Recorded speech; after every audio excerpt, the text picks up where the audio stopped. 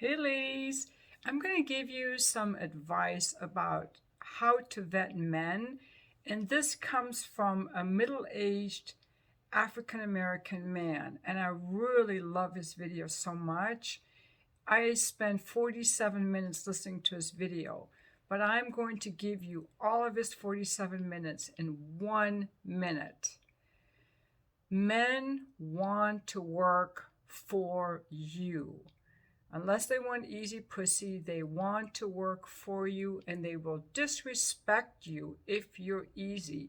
They'll take you if you're easy, but they won't respect you. And for me, as having been with women, I can vouch for that. When women are easy, I don't respect them. So here are the tips. When you meet a man and he asks you out, he's thinking with his hormones and he just wants to enter you and he sees your curves. So to get him out of his body and into his mind, when he asks for your number, asks you out, you say, maybe. This maybe forces him to stop thinking, to feel his dick, and gets him into his mind. What does she mean, maybe? I better put my best foot forward. Okay, number one, you say maybe. Number two, you don't give him your phone number like all the other girls where he can just text you good morning and good night. You give him your email address. He's actually going to have to write you an email. That's it. That's it. Now 47 minutes condensed in two. And these are really great tips. When a man asks you out, you say, maybe. This forces him to step it up. And when he asks for your number, you give him your email address. Now, this is going to weed out all the fuckboys, all the players, all the con artists, all the users, and that's what we need to do. If you just want to ride the cock carousel, you don't have to do any of that. That's easy. But if you want a relationship or a proper man, you want to do all that stuff. The final thing he mentioned in the video was, whenever you hear someone say, he didn't mention Kevin Samuels, but I'm wondering if that's who he's referring to. Whenever you hear a man suggesting to a woman, like on a YouTube or something, that you need to give a man sex right away, or he will leave you because a high value man has options, that you just ask him, is that the advice you would give to a woman you care about, like your daughter or your sister? Whoa, it's going to stop them in their tracks. Guys, ladies, men are supposed to be predators and we're supposed to be nurturing. But I tell you what, this is not me adding on. I think that the way that we instinctively operate is at its optimal functioning when we are around people that we meet naturally and that we get to know naturally in our social circle, through our friendship circle, through work, school, church, the gym, our neighborhood, through a friend, you know. We kind of get to be around someone all the time. But in today's dating world has changed a lot, where people are on their phones, maybe they're online dating. They are usually, the first date is with someone you don't even know. You're meeting people you've never known. And so our natural propensity to trust people that we have vetted. See, women are very good at vetting guys. We vet them when we see them at work every day, or at school every day, or in the neighborhood every day. Like, you know, we've seen how they walk and how they behave, how they treat other people, how reliable they are. And that's the female center for weeding out men who are just fuckboys, whereas men are just going to think with their dicks a lot of the time. So all of this is bypassed. This whole wealth of information gathering is bypassed a lot of the time. So the whole modern dating world has become very, very, very, very like dysfunctional. By the way, I'm also came across a gentleman named John Berger, JonBirger, who has written a book called Make the First Move. I just ordered it from Amazon, in which he talks about how women need to initiate interactions in the age of Me Too, because men are not going to pursue us. They are going to be labeled as creeps. And that women are not like asking a man out, but saying things like, are you going to ask for my number? Or are you going to ask me out? Or something like that. I'll make a separate video on that. But going back to this gentleman from today, he says, women, when you first meet a guy, don't be all like, oh my God, and be all giggly. Keep your composure, keep your cool. I can tell you this myself, as a woman, when I'm with women who are very easy, I don't respect them. You know, I want to be with women who have good boundaries, and a healthy man who has serious intentions with you. He is going to want a woman with good boundaries. He is not going to go for a woman who's easy. He doesn't want, he does, you don't need to be a bitch. You don't need to be cold.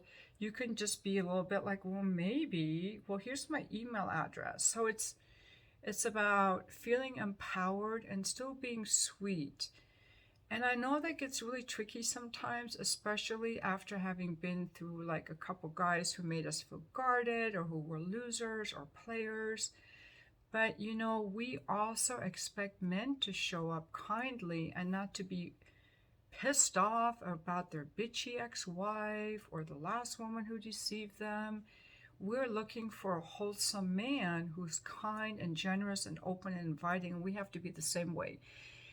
So we just have to have really healthy boundaries. And honestly, I don't know how many men are willing to push past those boundaries. And that's where I have come up with another idea lately, is that just watching some of these YouTube videos, and they make a lot of different, they show clips of women from TikTok, and I am just so shocked by the aggressive, angry, horrible demeanor of these women.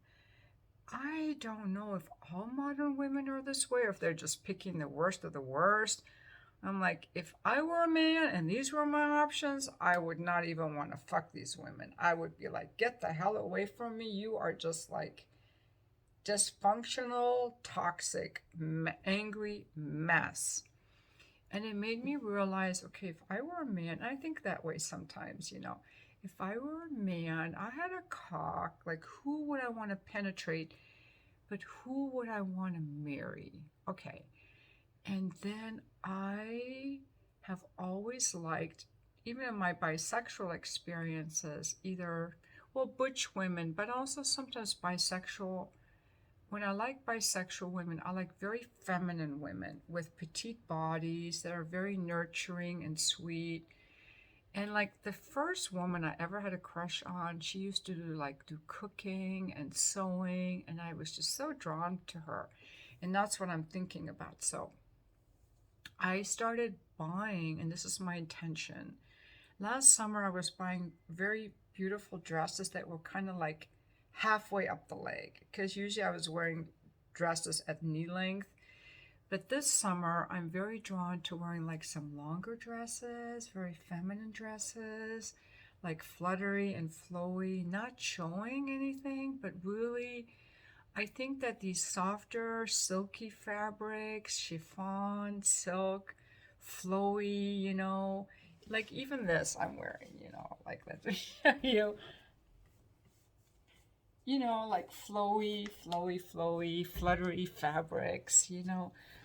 I just think that they're very feminine, and so I told my hairstylist that I'm going to do an experiment. I'm going to start wearing these long flowery dresses, not showing any, I don't show skin anyway, but instead of going to the store in jeans, let's say, I'm going to wear these longer dresses, flowery dresses, and just see if men start noticing more, because I did notice when I was wearing like these, when I wear little gingham type of stuff, men really perk up. They notice me. Even at the grocery store, I never have the guys who work in the grocery store putting away the produce and stuff, they don't ever look up. They never notice me. But the other day, I was at this grocery store near my apartment, and I was wearing that little red and white gingham top, and it was covering everything. I was totally covered, but it was the red and white gingham, and they noticed out of the corner of their eyes, and they all start looking at me, and they felt embarrassed because they're not supposed to like check out the women, and they usually don't. But I was noticing that. I'm like, there's something about the gingham that's attractive to the man. And maybe there's also something about the flowing fabrics, And so I'm going to play around with that and see how men respond to me when I'm out.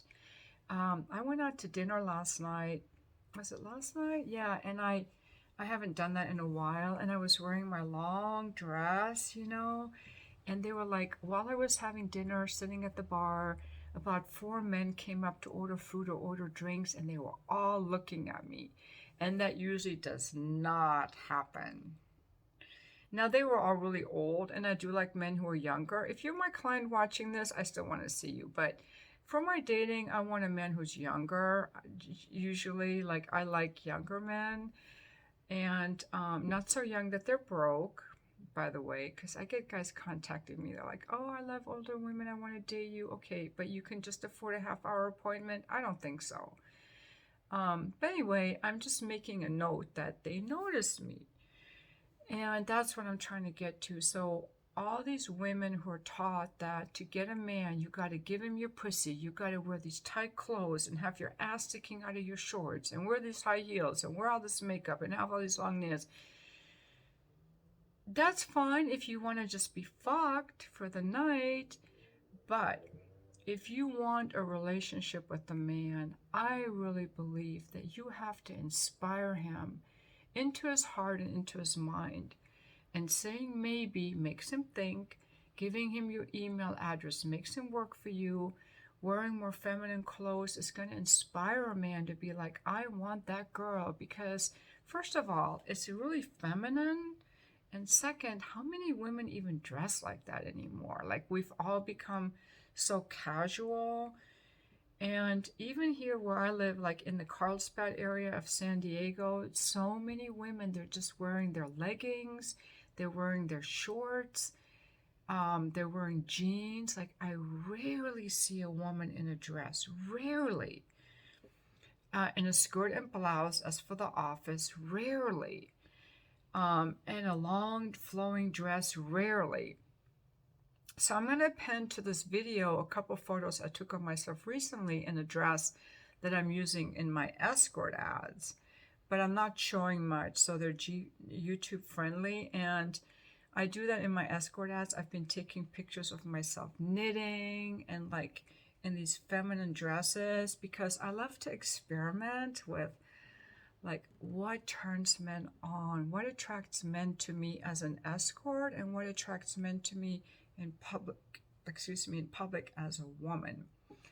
But anyway, to sum up that gentleman's video is to make a man work for you, to eliminate the fuckboys. Now, when you tell a man maybe, you're going to eliminate a lot of guys. You're going to eliminate the fuckboys, right? Isn't that what you want? And when you give him your email address and serve your phone number, you're going to eliminate the fuckboys. That's it. Okay? And all this thing about being nice and being of service and treating him like a king is only okay after you're in a relationship. In the initial stages, you have to be hard to get, but not in a way that you make a man feel like he's violating a Me Too principle by continuing to pursue you. You just want to let him know you're interested, but he's going to have to work for it. Maybe, here's my email address, let me check my calendar, like that. We can't make it too easy. Guys, I would love to hear the guys chime in And I'm going to be making videos for guys about women, for women about guys, because I just am so fascinated by this whole dating market and lack thereof. And thank you so much for watching my video.